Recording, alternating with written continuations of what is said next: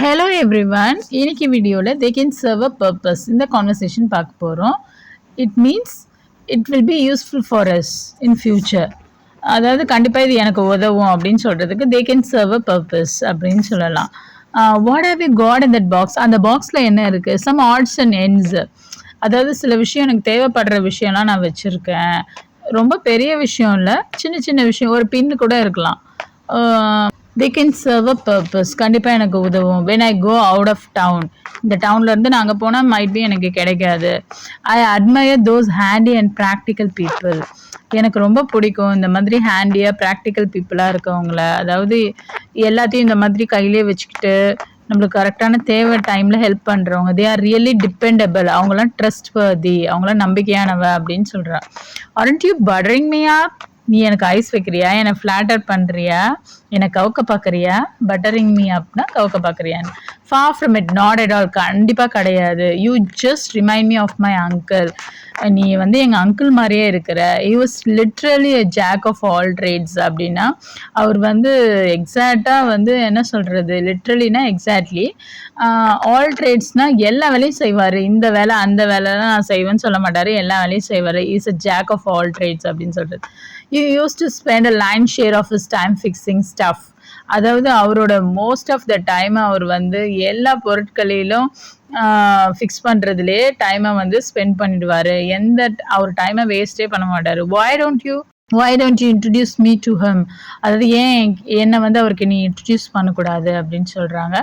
At least we have something in common. எங்களுக்குள்ள நிறைய same interest திங்ஸ்லாம் இருக்கும். வி கேன் ஷேர் இட் அப்படின்னு சொல்லி. Don't hold your breath. அதாவது to tell someone that not evenly like to ஹேப்பன்னா இது கண்டிப்பாக நடக்காது. He passed away years ago. அவர் வந்து ஒரு இயர் முன்னாடி இறந்துட்டாரு. ஸோ இட் ஓன்ட் பி ஹேப்பன்றது தான், இட் நெவர் பி ஹேப்பன்றது தான். Don't hold your breath. Let's see the vocabulary in this conversation. Odds and ends, miscellaneous articles and remnants. Serve a purpose, to have a purpose in future. Out of town, away from home, or out of one's town of residence. வெளியூருக்கு போகிறது. Dependable, trustworthy and reliable. நம்பிக்கையானவங்க. Butter up, to price or flatter someone in order to make him or her more receptive or willing. அதாவது butter up பண்ணுறது தான், ice வைக்கிறது. far from it, no, not at all, கண்டிப்பாக கிடையாது. almost the opposite is true. literallyனா exactly, literal manner of sense. அவங்க என்ன சொல்கிறாங்களோ அதுதான் எக்ஸாக்டாக சொல்கிறது. jack of all tradesனா someone who can do many different jobs. அதாவது எல்லா ஜாபும் பண்ணுறவங்க. the line share, largest part of something, not a equal part, 3/4. அதாவது முக்கால்வாசி லைன் ஷேர் அப்படின்னு சொன்னால். have something in common, to share the same interest. We have something in common னா நம்ம ரெண்டு பேருக்கு ஒரே டேஸ்ட் அப்படின்னு சொல்றது. don't hold your breath, it never gonna be happen. அதாவது இது நடக்கவே நடக்காது. don't hold your breath அப்படின்னு சொல்றது. passed awayனா to die, இறந்துடுறது. then let's see this conversation once again. What have you got in the box?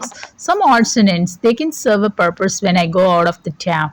I admire those handy people. Handy and practical people. They are really dependable.